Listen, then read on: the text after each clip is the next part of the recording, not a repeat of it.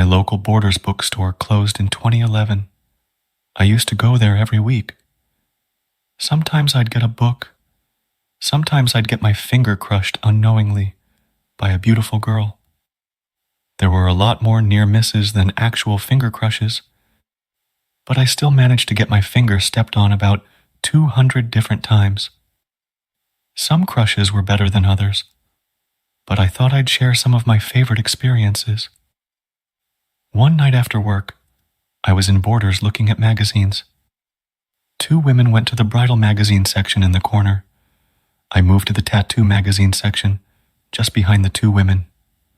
One of them was blonde, very pretty, wearing a short black leather jacket with blue jeans and red leather boots that had a wide heel, but quite thin from the side. I heard them talking about the blonde girl's upcoming wedding. I had my hand near her red boots, hoping she'd step back a little and stand on one or more of my fingers for a while. But what happened next was she stepped back more than I'd expected.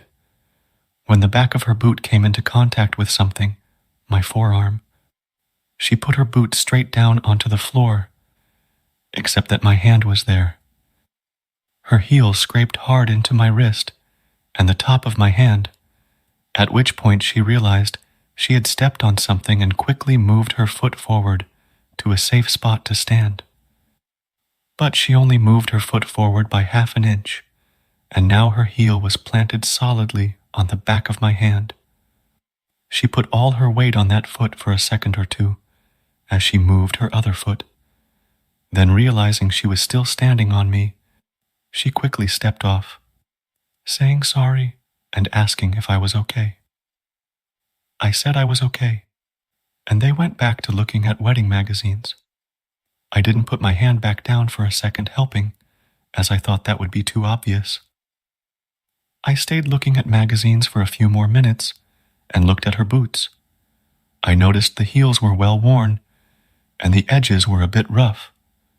The best bit was her conversation with her friend, saying that she'd once accidentally stepped on her fiancé's foot with the heel of these boots, and he'd almost cried, it was so painful. And he was wearing shoes. That poor guy's hand, that must have really hurt. And she was right. It didn't hurt at the time. It only lasted a few seconds, but was sore for almost a week. My wrist had 2 scrape marks that were bleeding ever so slightly, and the back of my hand was sporting a little cut from her heel, which was bleeding a little bit.